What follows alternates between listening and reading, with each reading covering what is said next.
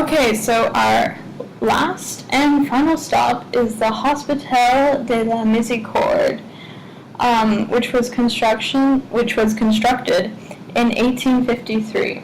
Unfortunately, this hospital has been closed down and replaced by the Jacques Viguier Long-Term Care Hospital.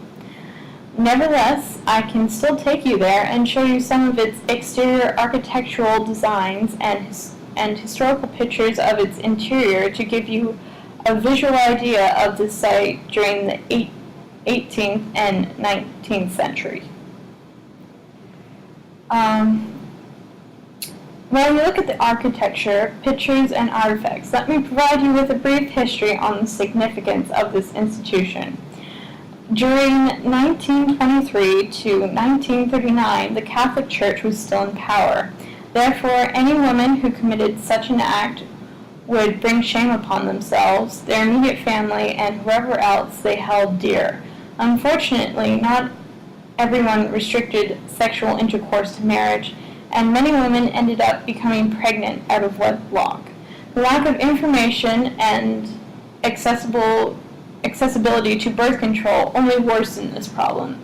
As a result, many women sought to conceal themselves and their pregnancies for fear of stigmatization. Meanwhile, these women still had to find a way to give birth to their children without giving notice to the public. In Montreal, as with pretty much all of Quebec, most health and social services were provided by Catholic religious orders, located between the Latin Quarter and the various working-class neighborhoods.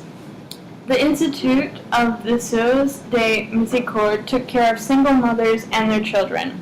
This institution was founded by Rosalind Cardon-Jette on January 16th in 1848.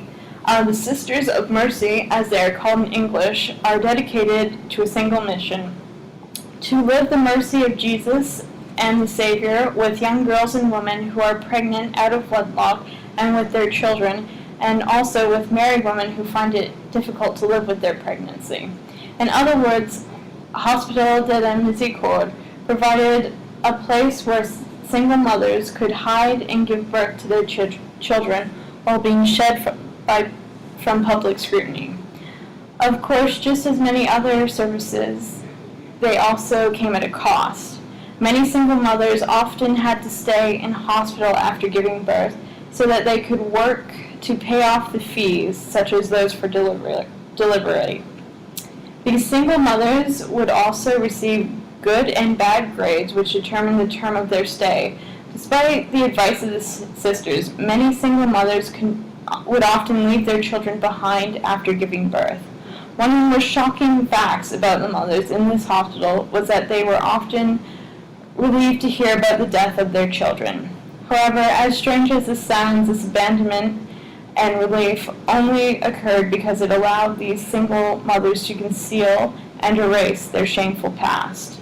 Nevertheless, the sense of relief of these single mothers also allows you to understand the gravity of their situation. These mothers were absolutely terrified of the consequences that may occur should their pregnancy become public information. It is as if these consequences, entrenched by the Catholic Church and society, were far more horrifying than the death of their own children. Pretty interesting, eh? Alright, so that concludes our tour. So for the rest of the day, you guys will be doing something with your instructor, I assume. But right now, who's up for lunch? I know a really great French restaurant around the corner.